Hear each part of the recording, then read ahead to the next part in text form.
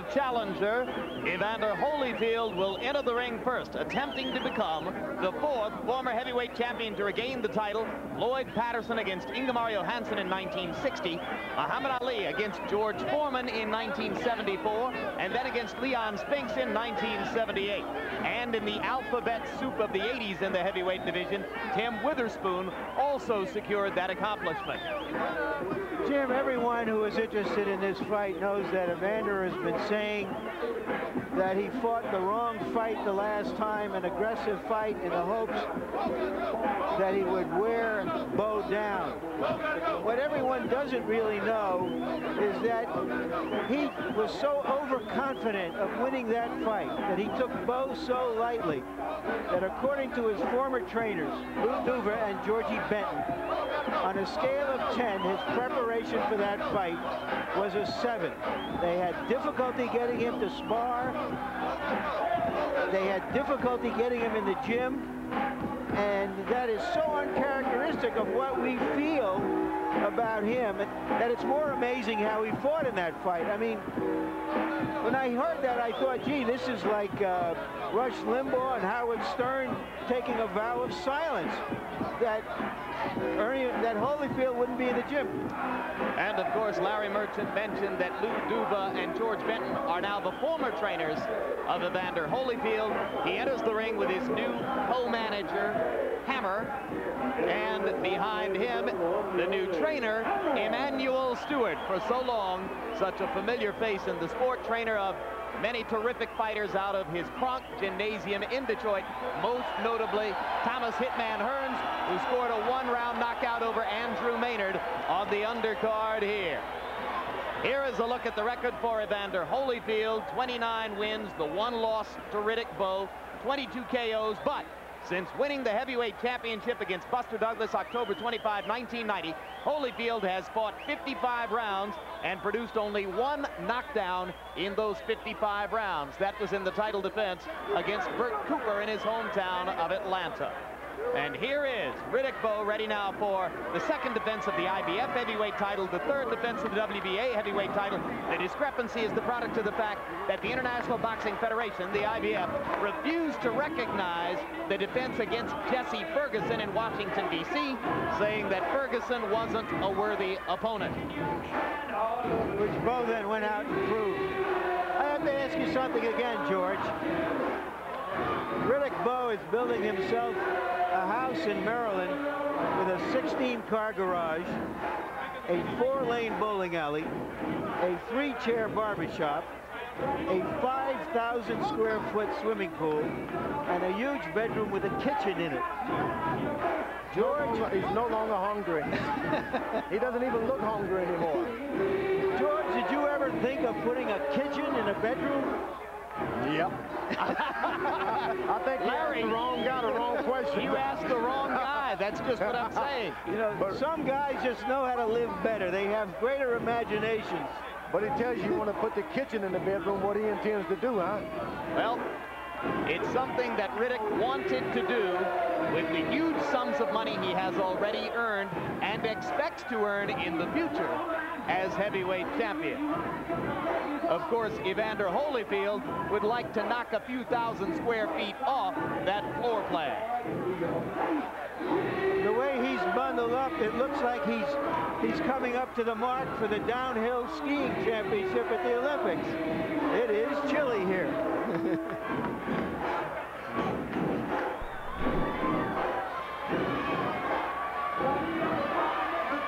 Championship belts enter the ring ahead of Bowe. Already in the ring is ubiquitous manager Rock Newman. There is the 80-plus-year-old trainer, Eddie Butch, the sport's most celebrated octogenarian, the man whom Bowe calls Papa Smurf. And here is the record for Riddick Bowe. Unbeaten to this point in his career, 34 wins, 29 knockouts, one of the 5 decisions, of course, the 12-round unanimous decision over Evander Holyfield 51 weeks ago tonight.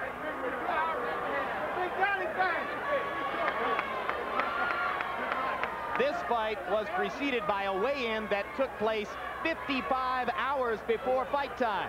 Here's what happened. the challenger, the former champion, Evander Holyfield.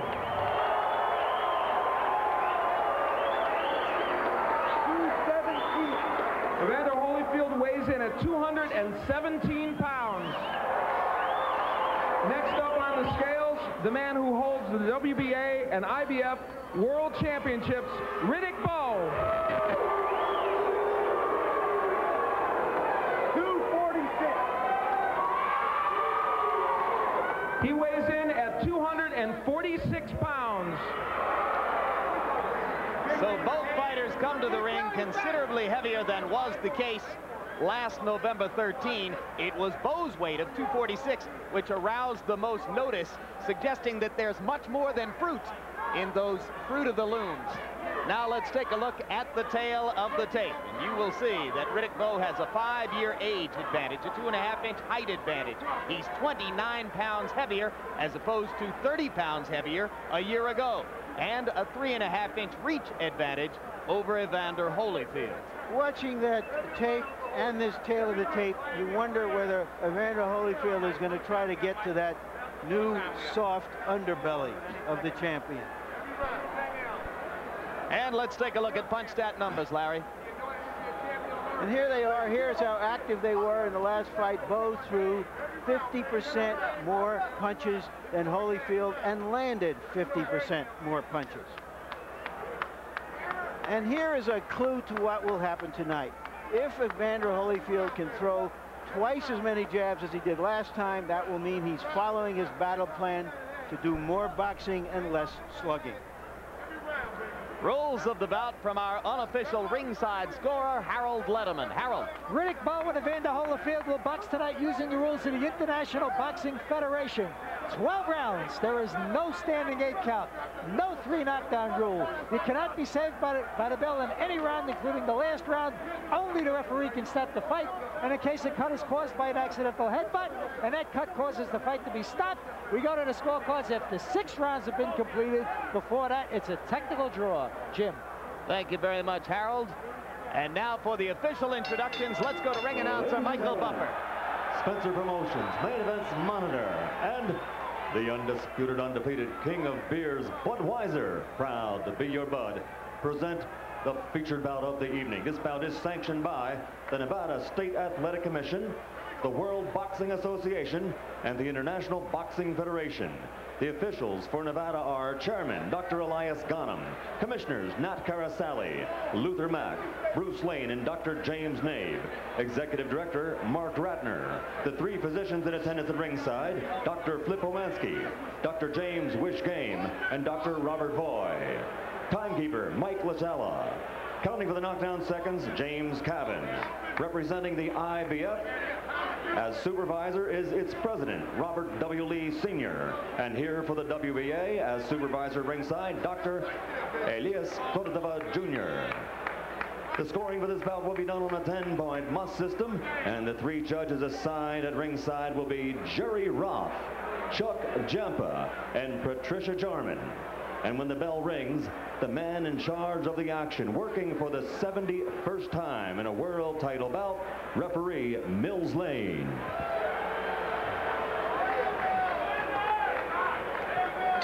And now, ladies and gentlemen, from the site where legends are made, Caesar's Palace in Las Vegas, Nevada, let's get ready to rumble!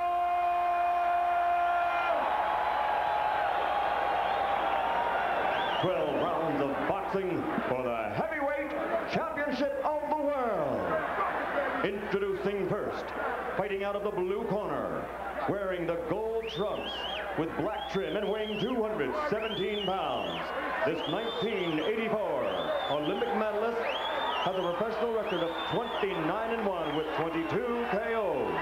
He is a former 2-time undisputed world champion in 2 different divisions.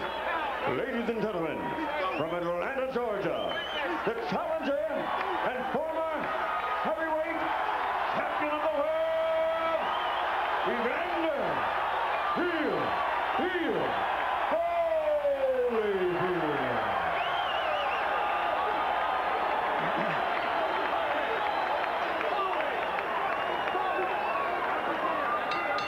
And across the ring, his opponent fighting out of the red corner, wearing the white trunks with red trim and weighing in at 246 pounds. He's also an Olympic medalist, winning super heavyweight silver in 1988. Since turning professional, his record is a perfect 34-0, 29 by knockout victory. And tonight, he defends his title for the 3rd time. Ladies and gentlemen, from Brooklyn, New York, presenting the undefeated heavyweight champion of the world, ready, Big Daddy Bowe!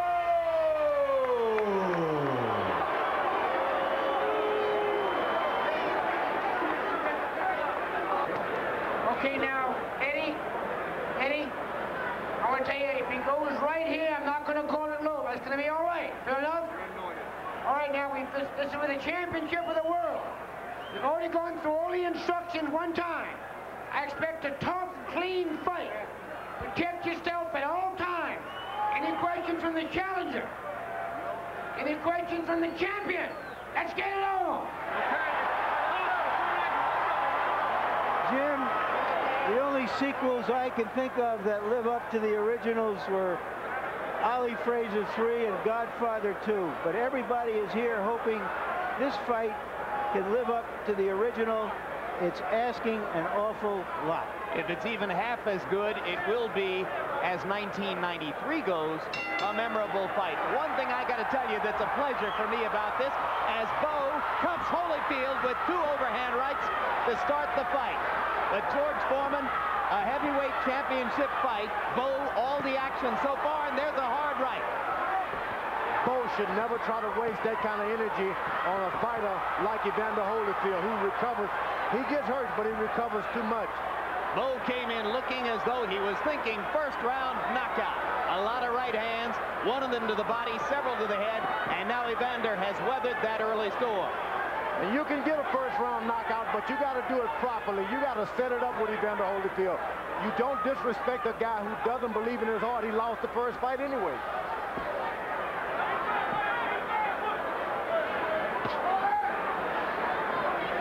The first time Bowe fought Holyfield, he was really proud of his body. This time, he's got his trunk way above his waist. He's a lot to be ashamed of, so he's trying to get this thing over with as quick as he can to compensate for his lack of happiness with himself physically. It's more than just the extra 11 pounds. He looks softer all over, right, George? He is not proud of his body tonight. That you don't want that in a young fighter. Holyfield steps in with a left to the side of the head and a right to the chest. Bowe lands a jab and a right hand. Holyfield claimed he would box, said that he would stick the jab. Already, Bowe has tried to lure him into a bit of a war. Rick Bowe has made the awful mistake of going out there at that kind of weight, wasting that much energy too quick. It made the first round tougher for him. Yeah, he should forget they've ever fought before and go out there and set it all up with the left jab, win this fight on a great defense. I don't know what's happened. Who gave him the advice to try to knock Holyfield out in one round? George, I thought he hurt Holyfield early and he wanted to jump on him, and then he found out that he really hadn't hurt him, and he stepped back, and now he's boxing again. Yeah. No, he's really planned on getting out there and knocking this guy out in the first round. This Jesse Ferguson thing gave him a false sense of security. You may be right. Trading punches at center ring. Holyfield ending the exchange there. And as both men conserve energy a little bit, the point I wanted to make, George, 2 relatively clean livers, both of them serious, devoted fathers, both of them the kind of people who treat reporters like us with respect and courtesy. It's hard to root against either of these 2 guys. You got to wonder, Rick Bowe, you talk about clean living, he's eating a lot more pork chops than Evander Holyfield, spare ribs and everything. Well, pork is cleaner than a lot of other stuff, but you make a good point. It's not so much the pork, it's just that he eats a lot. Steaks, too.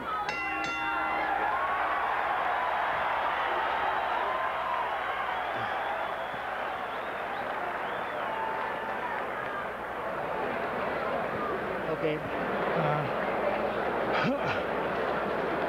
You want to start setting your man up with the jab. Double the jab. He's countering on every jab you throw. See? Double your jab. Feint and stick.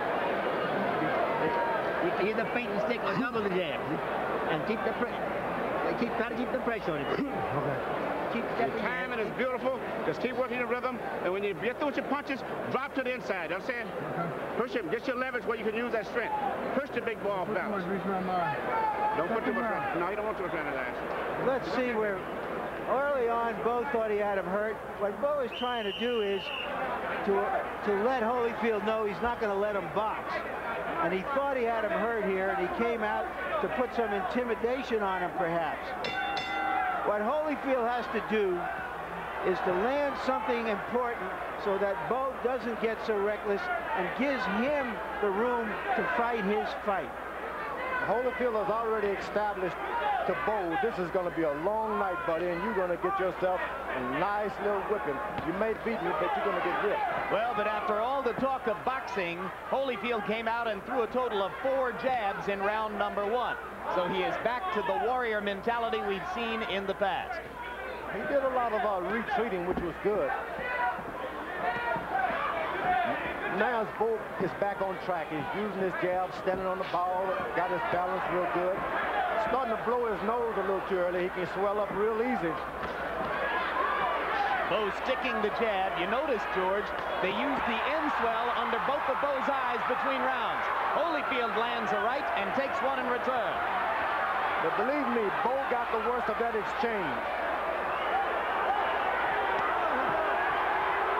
Mills Lane warning Bowe about holding and hitting.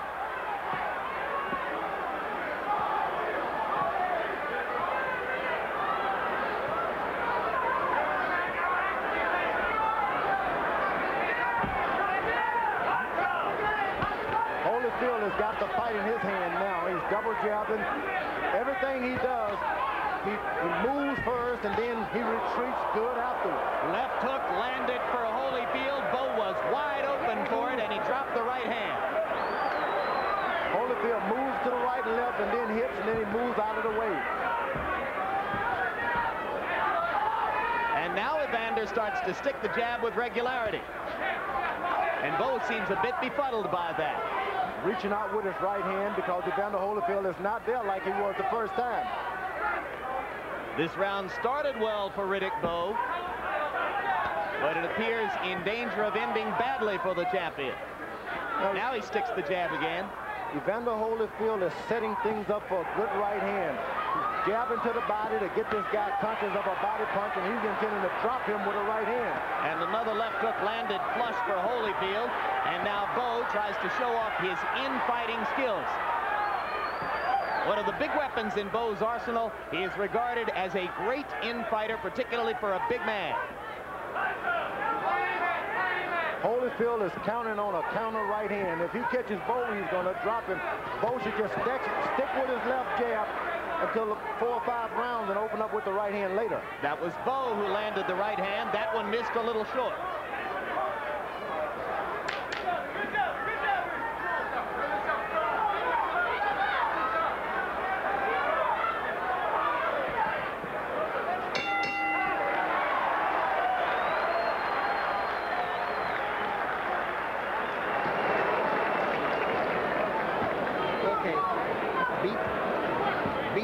Just keep that jab working, keep that jab working. Keep sliding in, feint the jab once in a while instead before you throw it. See, feint a lot, because he's a little tight. You react. Break on off, okay? Because you get him tired, then you're going to turn it on going down the stretch, okay? Okay. All right, you're looking good fighting a perfect fight. Vaseline, Manuel. No, he don't need too much. He don't like too much Vaseline. He don't. The jab. Right hand, come back to the left hook. Keep your hands up, he'll start leading with right hands now. Every time you shoot that right hand, roll the counter, but you're looking beautiful. Hey!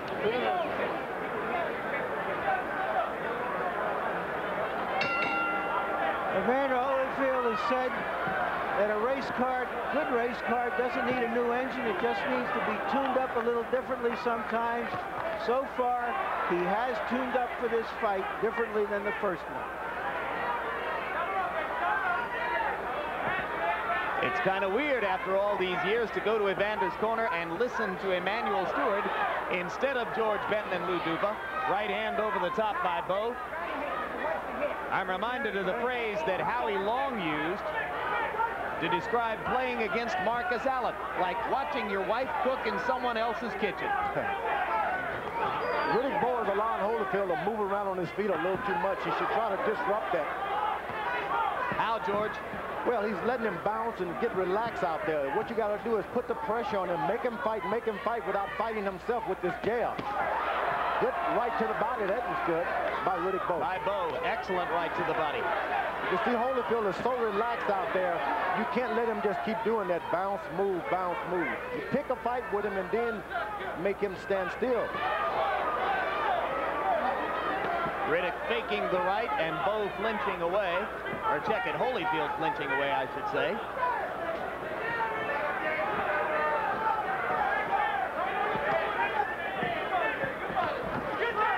Jab landed twice.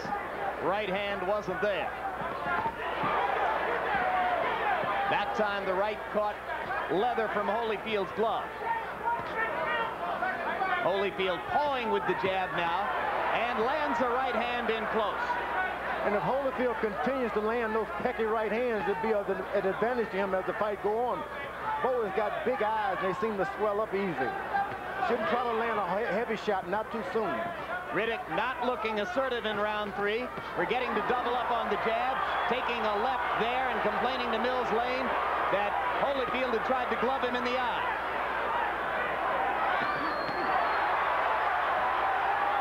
It is Evander who throws combinations. Bowe throwing one punch at a time. Evander Holyfield is the best combination fighter of the two. Bowe is a better right-hand shot, but Holyfield is the best combination fighter. And things are going well for Holyfield at this point. Now Bowe is picking up his jab. He can win this fight with a jab if he so chooses. If he remembers to double and triple up with it. Because every time he throws just one jab, Holyfield looks to counter over the top, George. The thing about it, Holyfield has not landed one good left hook to the body yet. And if he starts landing that left hook to the body, that right hand is going to come a lot easier for Evander Holyfield. He's got to remember to throw it there first. He's been doing a lot of head hunting. Yeah. Right hand by Bowe. Biggest point of the fight so far. It hurt Evander. That right hand hurt.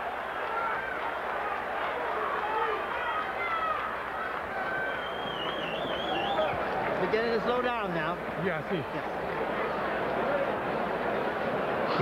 Keep that stick going. Keep that stick going. When you get him near the ropes, I'm going to use the hook and cross. Now here's where Bowe will complain of a thumb right there. You really can't see the thumb. There was these no gloves. There didn't seem to be any. He complained also, if you may recall, in the first fight. That looked like a clean left hook. All the way. Later in the round, some good inside shots by Bowe. Bowe is an extremely well-schooled, polished big man. I don't think I've ever seen a big man as polished as Bowe is. And you see the statistical edges for Bowe through round 3 in punch count numbers. But it is Holyfield who has been more vigorous, more energetic, throwing more combinations. Bowe getting more accurate now as time goes on. Here comes the clowning I told you about.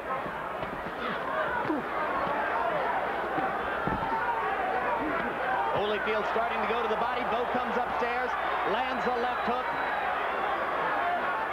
Remember, he punctuated round 3 with a terrific right cross.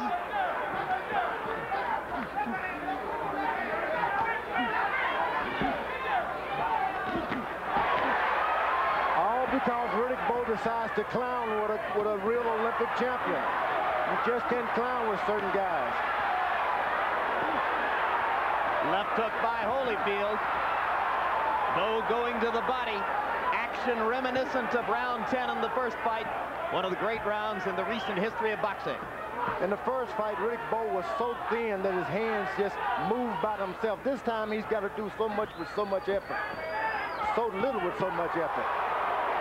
Holyfield leaping in and taking a right to the body and an uppercut and a right hand over the top. That's the shot that Evander can't take, is that uppercut of Bowe.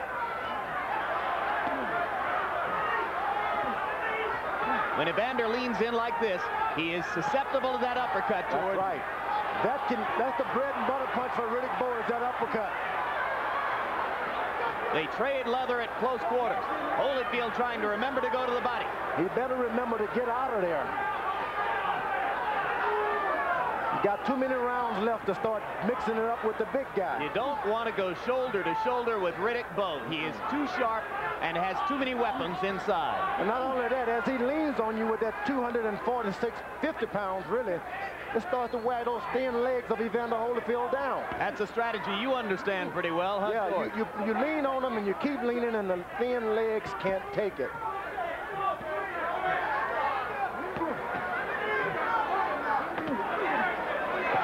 And I think Riddick Bowe is anything but polished. He hasn't thrown one good straight right hand yet. So you and Larry have a disagreement here about Bowe's everything technique. is under and on top and slap. If he throws a right hand, straight right hand, he'd drop Evander Holyfield right now. Tried to do it there, but missed. He just haven't gotten one straight shot going. I'll agree with one thing with you, George, though. He can win the fight with the jab if he sticks with it. And a straight right hand, but everything is slapped on side the jaw. Abrasion above the left eye of Riddick Bowe. There may be blood beginning to emerge from Bowe's left eye. Holyfield lands a right on the target. And a left hand for Holyfield. And they swing and swing after the bell. And look at this.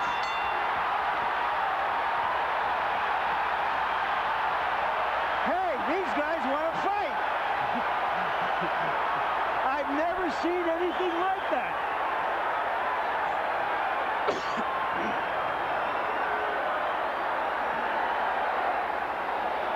And there is blood above Bowe's left eye, gentlemen. And a cut in the middle of his head as well. Two cuts. Two cuts. All right. Okay. You got to get under those counter shots more. Well, this is either the end of the fourth round or the start of the fifth. Take your pick. I've never seen so many blows landed after a bell. Have you, George? Not many, but most were all slaps. It's a real good slap match at this time, and that's why there's going to be a lot of cuts. One thing it did is to limit the amount of time that Bowe's corner had to work on his two cuts above the left eye and in the center of the brow, right between the eyes. They've got a real good cut man, though. In the fourth round, Evander Holyfield took 70 shots at Riddick Bowe and landed 43 of them, 61% connect percentage. Evander's got to be real careful and not to try to work on that cut. Just continue to box.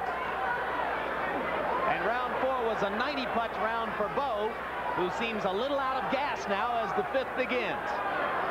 Just came in a little too big around the midsection for that kind of fighter. He doesn't have a good straight punch. He wings on top, and it burns you out too quick. And that cut in the middle of the brow is going to bleed, George. It could affect his vision as time goes on. This is the time you go back to school. Use your left jab. Forget about a knockout. Use your left jab.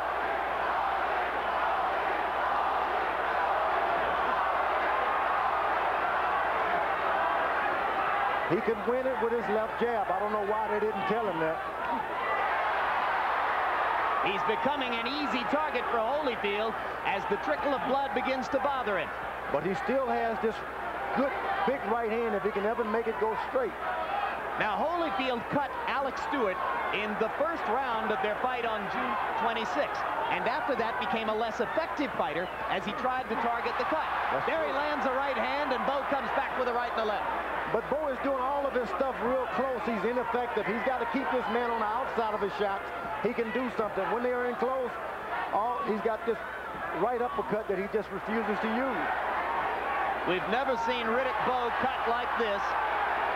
It'll be interesting to see what they can do between rounds 5 and 6. Do you think they can stop that bleeding, George? Not at all. It's in the places where you just can't stop them. The jab just bounces off the side of your nose and in the middle of your face. You just can't stop cuts when they get in that area. Short left hand stuns Holyfield and knocks him back. Evander recovers rapidly, as he always has. I think the big mistake was to allow Bowe to go through with this fight in that kind of condition. Overconfidence will always happen with the young guys. Did it happen to you, George, when you were young? Yeah, with Muhammad Ali, I wasn't in shape, but I said I can whip this old guy. Bowe made me hurt. He is hurt. Bowe is hurt. Holyfield gunning for a stoppage here. It would shock the world. Stuns Bowe again.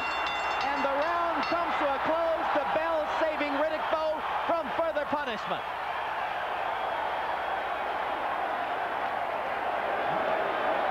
Let me see that. I got it, Doc. Give me a shot. I just want to see it. Yeah, that side, right here. Get your hands up. Get your hands up and move. Hands up and move. Jab and move around until you get... And here's where Bowe hurts him, right in there. That left followed by that short right, the right behind his head. Riddick Bowe is hurt. Evander Holyfield took his time before he carried the fight to Bowe, hoping that Bowe would spend himself chasing Holyfield. Instead of going at him early this way, he has waited. And right now, he is on top in this fight.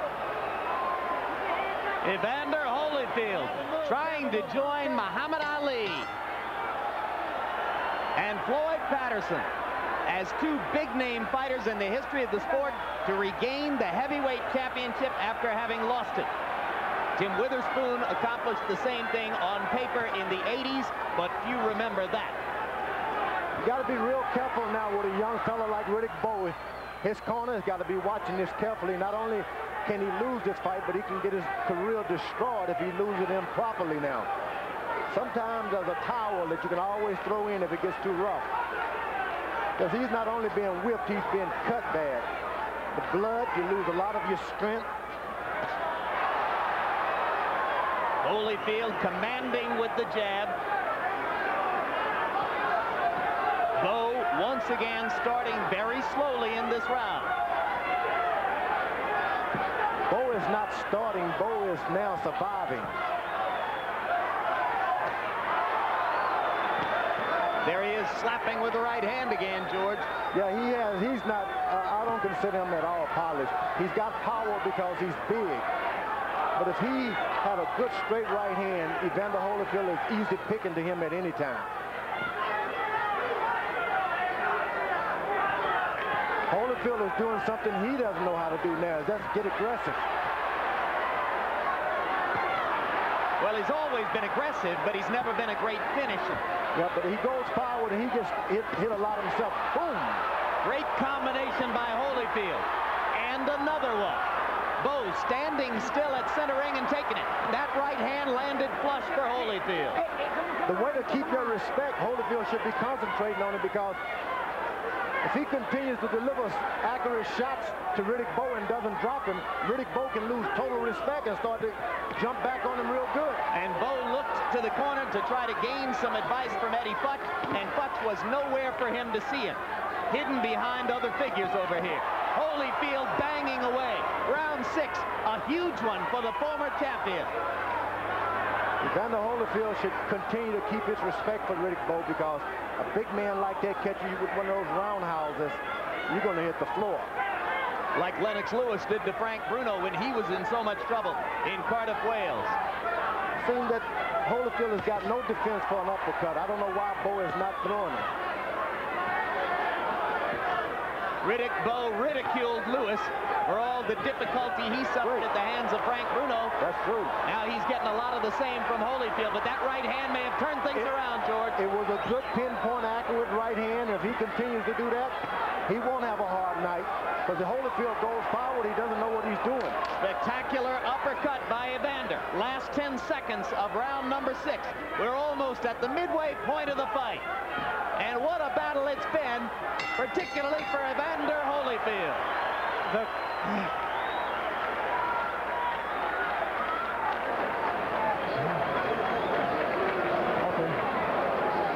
I got it. You got this, sir?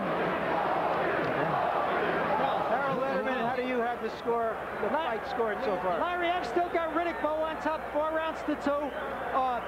58-56 in the points. I thought Riddick Bowe was very, very busy in the first 4 rounds, won it on clean punching and effective aggressiveness. Certainly in round 5, Evander Holyfield turned the fight around completely. He's coming back. He's on top now. He seems to have taken control of the fight, and he certainly is banging Riddick Bowe around in the last 2 rounds. I think there's going to be a tremendous controversy over the referee because Mills didn't get in quick enough at the end of the 4th round. Controversy or not, Harold, you and I couldn't disagree more. I have Evander Holyfield ahead 4 rounds to 1 and 1 even. I see it like that myself, but then I never could have been a good judge. But Riddick Bowe has tasted all of the power Evander Holyfield has now. He's not scared. He realizes that his corner cannot help him. Look, you're a big boy. You got to fight your way out of this, and he's willing to do it. Bowe going back to sticking the jab, and when he does, he backs Evander up. It was that way last year. It's that way again. Right hand for Holyfield. Stuns Bowe, and Bowe comes back fighting this time and lands a right hand on Holyfield's chin. Holyfield isn't being smart. He hits a good right hand. He hits him with a good right hand, and he stands there and waits to see what he's going to do. You got to hit and move out of the way if you want to win that kind of style, with that style. Bowe taking command right now with the jab.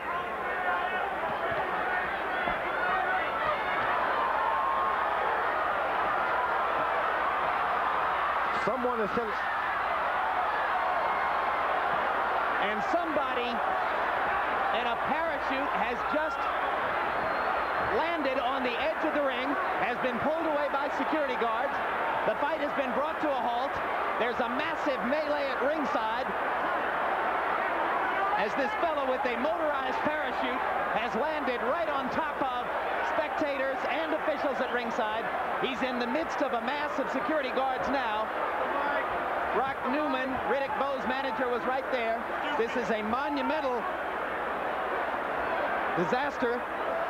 Right now, police are filing by me at ringside and grabbing this gentleman who has created a monstrosity of an interruption in the bout.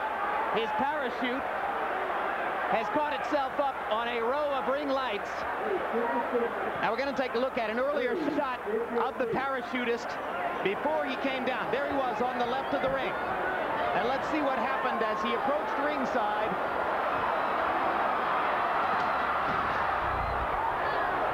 There it is.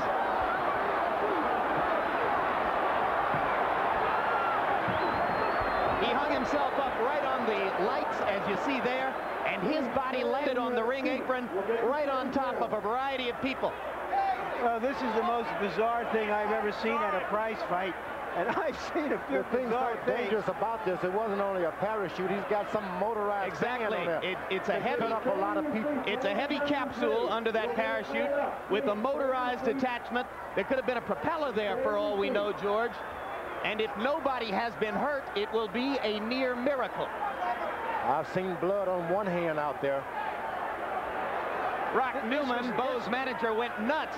It could be the best thing to happen to Riddick Bowe if there's a 10 or 20-minute delay, as now seems possible. Right. It may be an angel out of the sky. You see Bowe covering up to stay warm. For Riddick Bowe. Well, they're going to work on his cuts right now.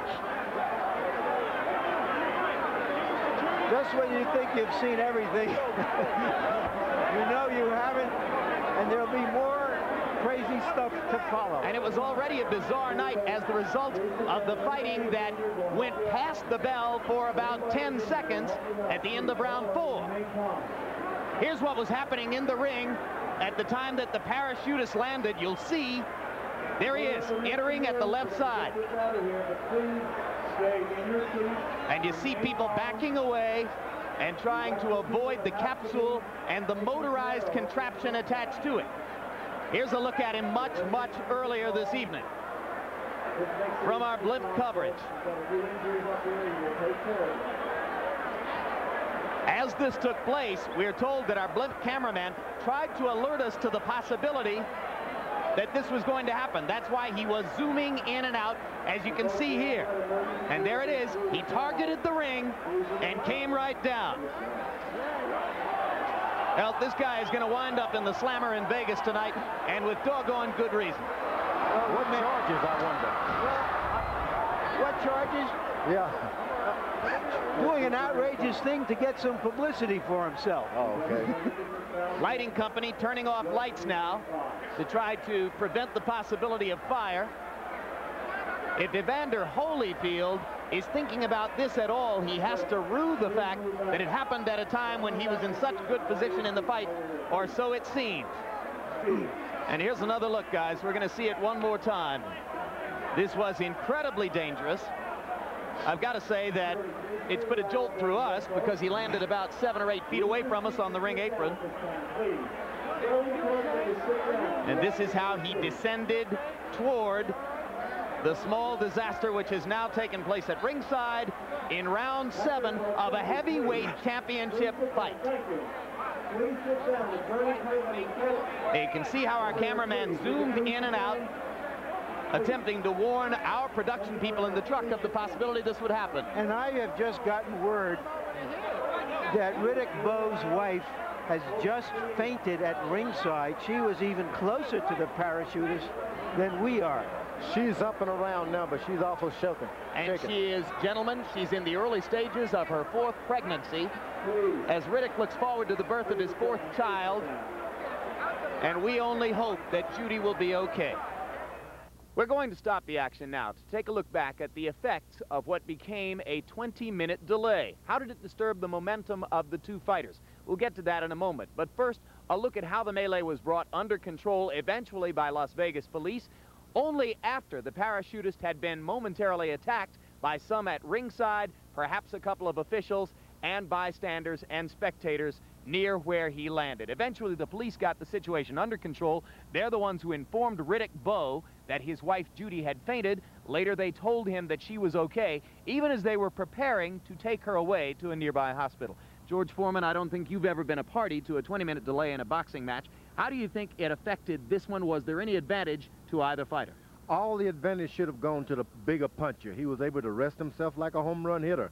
You strike out, but in the next inning you get a home run. Riddick Bowe wasn't able to take advantage of it. The cold weather stopped him from bleeding. It supposedly affects the boxer who's in a rhythm. Evander Holyfield was in this rhythm, but he was able to pick it back up. How he did it, I don't know. On the other hand, George, Riddick Bowe had to fight 4.5 more rounds with the knowledge in the back of his mind that something bad might have happened to his pregnant wife. That's right. I remember asking my wife to come to a fight, and she was pregnant with one of the Georges, and she almost boxed me. It's not a place for your family to be around ringside, especially when they're not really boxing fans. They don't know that it's going to be blood. You may get knocked out. They don't understand, and when it happens, you can discourage yourself. You start worrying about them, and that's what happened tonight. Riddick Bowe started worrying about his family. And for his part, Evander Holyfield told us later that he worried for a while that this would redound to his disadvantage. He began thinking negatively, and it took a special effort on his part to re-energize himself, to be assertive when the fight began again. Larry Merchant, you called it the single most bizarre event you'd ever seen at a boxing match. I don't think there's any reason for you to change your opinion now. Absolutely not. First of all, of course, sitting here a couple hours after the fight, we have to think of some of the people for whom this was a trauma and may suffer some damage. We hope they're going to be okay. But also, I have a bizarre head sometimes, Jim, and the first thing I thought about was, I've seen guys try to crash fights before, but nothing like this. This wasn't that tough a ticket that if he wanted to see a fight, that he had to come in that way. And secondly, hey, we're in Las Vegas. Down the street, there's a volcano erupting every 30 minutes. Up the street, there are knights jousting for the entertainment of the visitors here. Maybe I thought this is a new way to present boxing to the world. We'll have long intermissions in the middle of the fight, and everybody will get a show whether it's a good fight or not. This just added to a great fight. And all in all, in retrospect, I think we have to reflect that we were lucky. The human damage from that motor-driven parachute rig could have been much greater than it turned out to be. Meanwhile, there was still a 7th round, which had begun so furiously and now was yet to be completed. As round 7 resumes, 1 minute, 50 seconds remain in the round. Gentlemen, I thought that Riddick Bowe was showing signs of fatigue before. I have to assume that this is going to help him. What do you think, George? I think so. The rest always benefit the punches. Like Reggie Jackson, you swing out, you take a rest, come back the next inning and get another home run.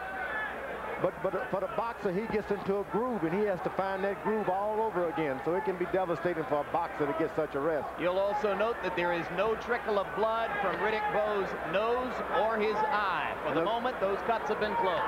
And the cold weather assists that. Once you start, it's hard to bleed in the cold weather. And here comes Holyfield with some of the same mustard he brought before. You notice Holyfield is more effective when he doesn't put any power on the punches. Just let the punches flow. He's able to get out of the way easier. You say, George, he's a more natural punch thrower than Bowe. He is. The combinations come so easily with him. Bowe has to wind up, straight, strut, and then throw 1-2 and look for the guy.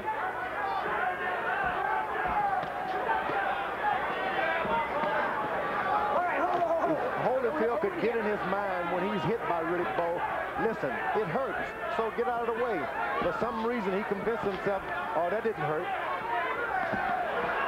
As they finish out round 7, up to now, Holyfield has looked much the sharper of the two. And the combinations are coming real easy now.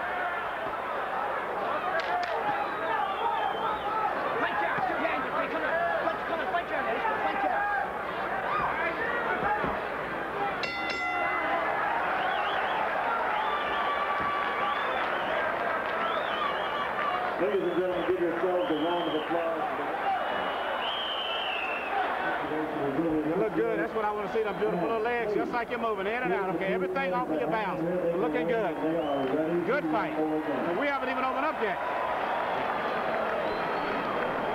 Keep using those great legs and keep your balance. You're in perfect position tonight. Everything you're doing, you're never losing your balance, and that's the key to the fight. And when you exchange, put your head in his chest. Okay? Build that jab as soon as you get within range. Fellas, that may go down as the most unusual round in the history of boxing. I can't think of anything like that ever having happened, especially in a major prize fight, a heavyweight championship. So a further test of the resiliency of both fighters. Riddick Bowe seems so wiped out at this point. He had a good rest, and he still can't seem to get up and throw 3 punches. His legs are tight. Well, he didn't have time to do any more training and lose any more weight during that period of time, George. He's still the same 246-pound guy, and you say not as good a fighter as a year ago. That's right.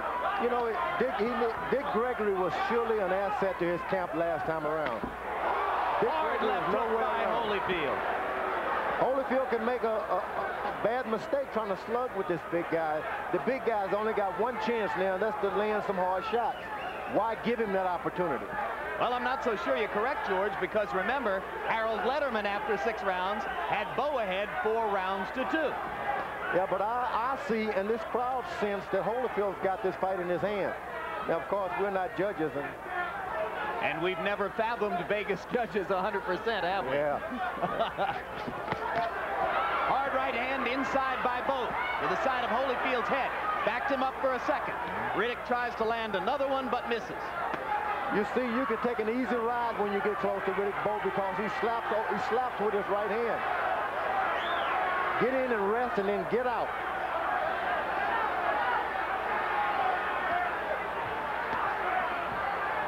Now, this is a mistake for Holyfield. When you hit that big man, believe me, he's going to pay you back. Hit him, get out of the way. Don't sit and assess your damage. But this time in close, it was Holyfield who landed the uppercut. Now Bowe tries an uppercut there, and it was blocked by Holyfield's glove. The one thing when you're fighting the younger fighters, you can be assured once you hit them hard, they're going to try and pay you back. So you hit them and then move out of the way because they're coming back. Good left to the body by Holyfield as they fight in the clinch. Blood trickling again from above the left eye of Riddick Bowe. And now all down his nose. And bound to affect the vision in the left eye. And Holyfield takes advantage with the right hand. Should not try to go for the knockout. Just get the same punches without all of the extra effort. It's not going to hurt anymore. if he leans in with all his power or if he doesn't. So just do the punches and get out of the way. George, do you think blood on your opponent helps you win a decision? Not at all. You don't think it affects the judge? No, Larry Holmes put blood on Evander Holyfield in their fight, and the judges didn't even pay any attention to it. Right hand over the top by Holyfield. Beating Riddick Bowe to the punch right now. He's no doubt outboxing Riddick Bowe, but he should stay away from the slugfest. Another left-right combination by Evander. And 3 more shots. And Bowe comes back with a hard right. And again, they fight beyond the bell. And Evander Holyfield is starting to dominate this fight.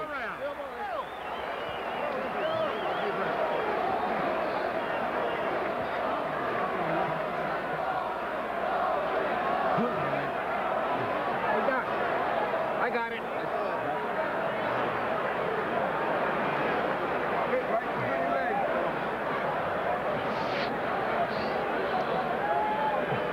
On the inside, don't wait. Fans fell in love with Holyfield last time because of the courage he showed in defeat, his first defeat. Here tonight, they're beginning to fall in love with him because of the courage and the skill he is showing in trying to recapture his title. An unmarked Evander Holyfield. 2 cuts on Riddick Bowe, one above the left eye and one above the bridge of the nose. As they begin round number 9, 2/3 of the way through the fight. Punches in round 8. Bowe landing more. Holyfield a higher percentage. Both men punching accurately. Riddick Bowe is getting kind of desperate with that right hand now. He needs to set it up with the jab. He's got to set it up behind a jab, and it can happen real easily if he only believed in it.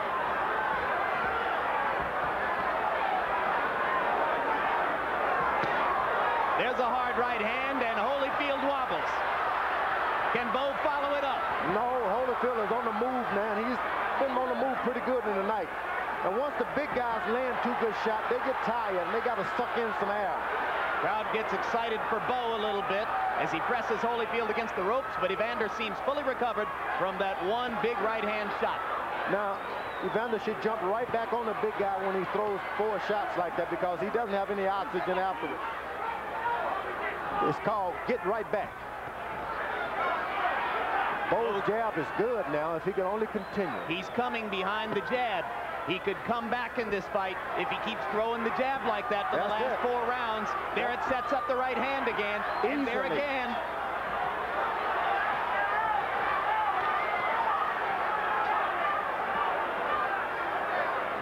Holyfield should just forget trying to slug it out with this guy. Hurt him and get it out of the way. Holyfield staying in, becoming a target. Bowe starting to heat up.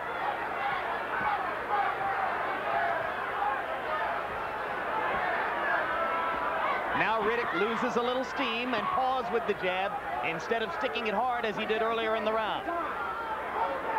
Holyfield has tended to dominate the last minutes of the round as Bowe has run out of gas and Holyfield's superior conditioning has shown up. And at this point, we're starting to see Evander Holyfield's left hook to the body, which we hadn't seen earlier. Bowe is trying to counteract by going below the belt. This time, Holyfield doesn't ask the referee for help as he did the first time. Solid right hand inside by Bowe. Holyfield leaned into it. Holyfield actually landed the right hand first that time. Another right hand. Left-right combination. Bowe misses with the uppercut. But why Holyfield leans in after he lands that right hand, I don't know. Throws the right hand and falls right into Bowe.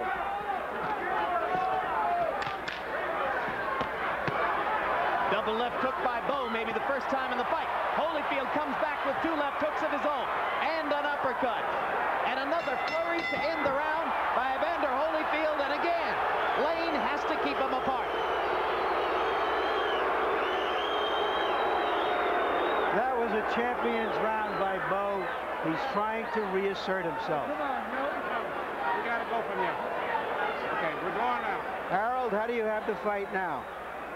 Larry, I've got an 86-85 Riddick Bowe, 5 rounds to 4. I thought Riddick Bowe pulled out the last round, the 9th round at the very end. I just think it's a very, very close fight. Certainly, I thought that Evander Holyfield won rounds 5 through 8. I have Holyfield well ahead, 6 rounds to 2, 1 even. Well, that's the most dramatic disparity we've had in a while in HBO scoring, that's for sure. Push him around, rub him up. You hear that? Rub him up, rub him up. Eddie Futch telling Riddick Bowe, rip him around, rough him up. He wants Bowe to try to get Holyfield to brawl again.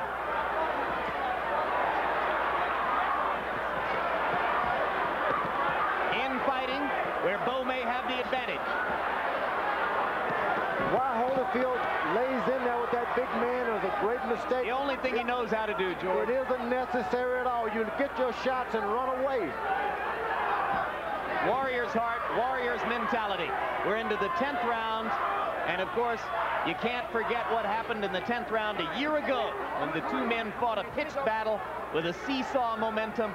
First Bowe dominating and seeming on the verge of a knockout, then Holyfield coming back. Once again, 51 weeks later, they are trading leather in the 10th. Holyfield is doing so good when he lands 2 or 3 jabs, move out of the way, go back, he do it again. Right hand by Holyfield. He falls forward. He shouldn't fall forward once he does it. Clean jab, snapping Bowe's head back. Holyfield much the sharper puncher so far in round 10. Bowe landed a right inside.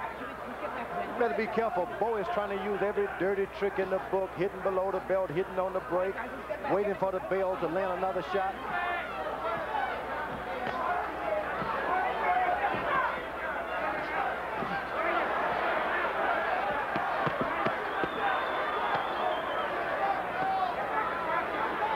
Punch out, come on, punch out. Punch out, come on. One step back. Punch out. Holyfield is interested in holding a little bit these days. Buying time. Yeah, he shouldn't try to stay in close with the big guy because his legs aren't strong enough to keep pushing that weight off like that. Although he's got muscle. Yep. Trading and trading. Step back and step back to that. You get the feeling that Bowe, if he ever throws the 2 good straight right hands, he can end this fight. While Holyfield mixes it up. I don't know, George. Evander's got a pretty good chin. You didn't get him down. Amen to that.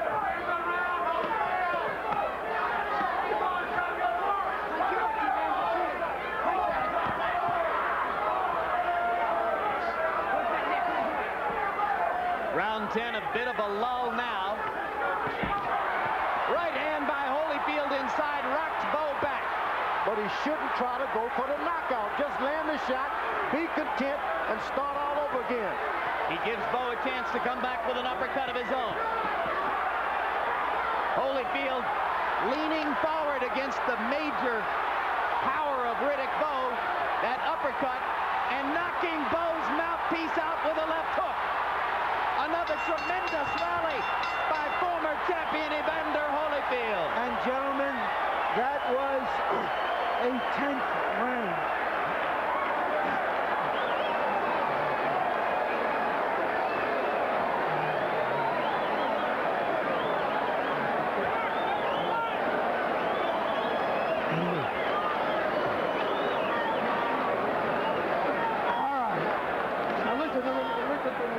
You can win this fight. It's yours. It's 10.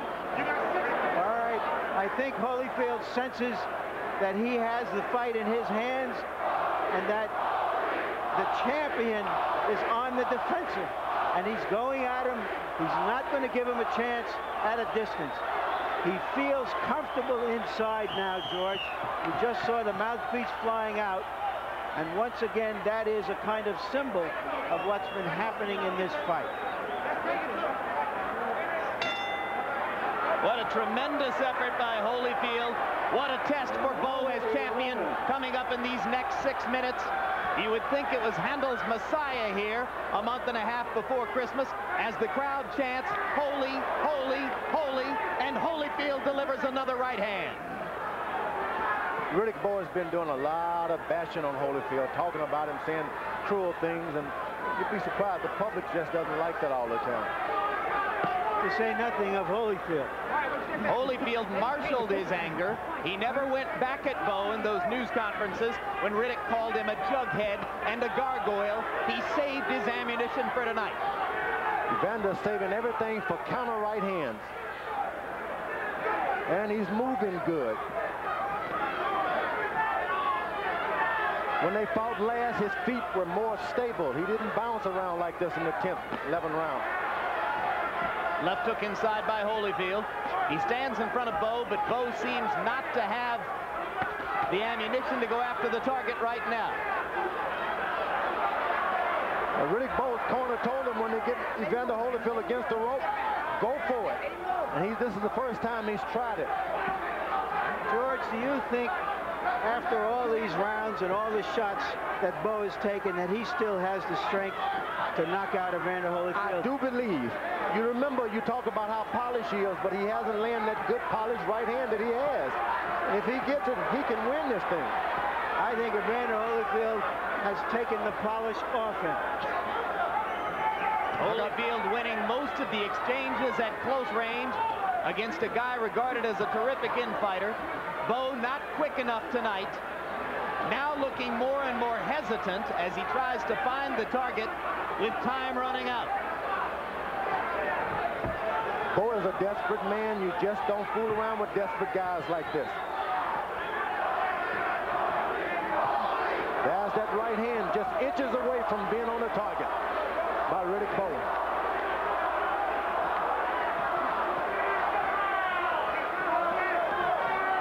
Riddick Bowe promised his followers a knockout in this fight. Now he is fighting to survive, or so it would seem.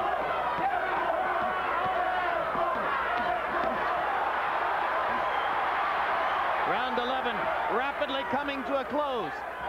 And surely Evander Holyfield believes in it. Tries that counter right hand. Evander Holyfield has been waiting for that right hand all night. It's the same one that dropped Buster Douglas.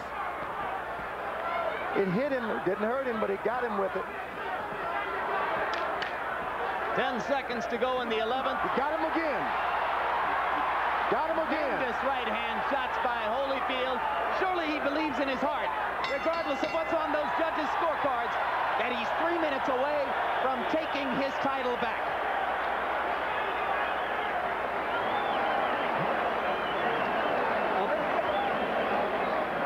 Feels up a little too straight. That's how I get him with those shots. You gotta get down lower. Okay. You gotta have this round. You need this round.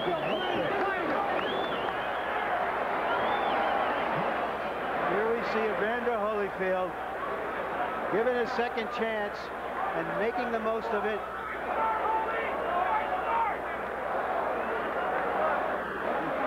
Conventional wisdom that Evander Holyfield no longer had the fire to fire back like this against a big young champion.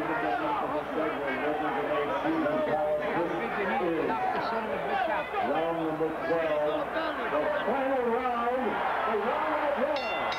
Evander Holyfield and Riddick Bowe, final round.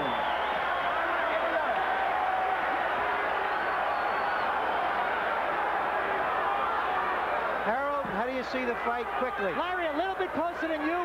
105, 104, 6 rounds to 5, Evander Holyfield. But for the first time all night, our Harold Letterman now has Holyfield in the lead. Larry's had him winning the fight all along. In 1959, Ingemar Johansson knocked out Floyd Patterson and took away his heavyweight championship. A year later, Patterson, with one dramatic left hook, took the title back and became the first heavyweight champion ever to regain the championship. Muhammad Ali lost the title and got it back against George Foreman in 1974. Lost it to Leon Spinks and took it back from Spinks in the rematch. In the alphabet morass of the mid-80s in the heavyweight division, Tim Witherspoon accomplished the same feat with one of the 3 titles. Now Evander Holyfield tries to join Witherspoon, Ali, and Patterson as the only 4 men ever to lose and then regain the heavyweight championship of the world. I think a lot rests on this round. Holyfield shouldn't try to cruise through it. He loses this round, he could lose his chance to become part of history. George, he's never cruised through a round in his life. He just hit Bowe with the biggest right hand of the night, and Riddick came back with one of his own. Yeah, he tried to cruise a little bit. He better try to win this fight and not try to cruise.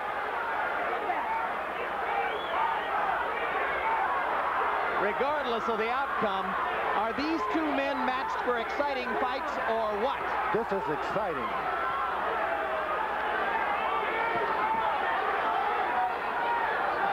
Holyfield waiting for that good right hand. He doesn't understand. You can lose a fight waiting. Bowe lands an uppercut, and exhausted Holyfield loses his mouthpiece. The mouthpiece at center ring. Bowe comes back with the uppercut, trying to hurt Evander while he has his mouthpiece out. Mills Lane tosses the mouthpiece to Emmanuel Stewart in the corner. Holyfield unprotected. He's hurt. You're right, George. Riddick's got a huge chance here, and he's going at it with everything he's got. He wins this round. I can't see the judges not going for him. And now Lane decides that it's time for Holyfield to get the mouthpiece back. So Riddick Bowe had a chance there for about 20 seconds to do serious damage. Couldn't quite take full advantage of it. Holyfield's mistake, he waited around for one good counter right hand, and he lost that round. Right hand by Holyfield. Stops Bowe in his tracks. Both fighters looking as though they'd like to have a knockout. Crowd rises to its feet. For the second year in a row, they fought the fight of the year.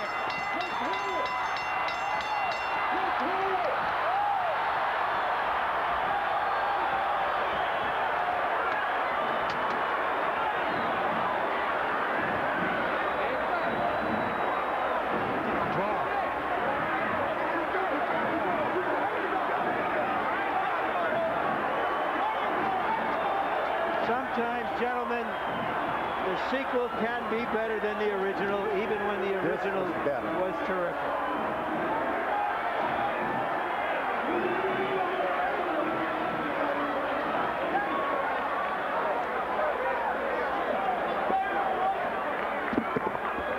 Win or lose, Larry, George, win or lose, is there a bigger man in boxing than Evander Holyfield? I think not. Holyfield has proven beyond a doubt that he's the bigger in the heart. That right hand that he waited too long for, he couldn't finally connect it. A tremendous finish to a tremendous fight. It was a fight, it seemed that neither guy really wanted to end. They kept fighting after the bell was. Good right hand again. Let's hear it, Mike. And no. Right.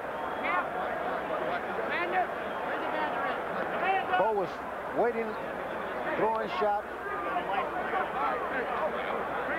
And now, with the crowd still wobbly and shaking off the effects from that stunning event when the parachutists landed on the apron, with the two fighters reeling from the battle in which 4 times they continued hitting each other after the bell, with Judy Bowe at a hospital and Riddick Bowe uncertain as to her condition.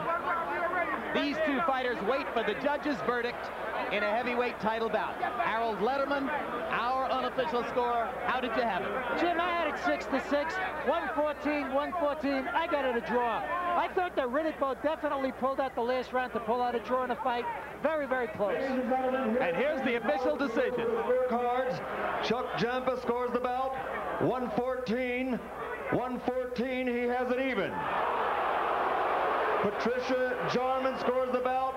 115 to 114. Jerry Roth scores it. 115 to 113 for the winner by majority decision. And once again, heavyweight champion of the world from Atlanta, Georgia, Evander He won it.